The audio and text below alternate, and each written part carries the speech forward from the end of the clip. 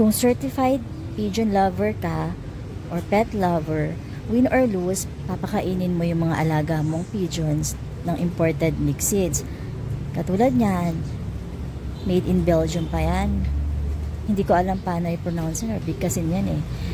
Ito nakaka-enjoy tignan. Hindi ko nga alam kung ilan yung seeds niyan.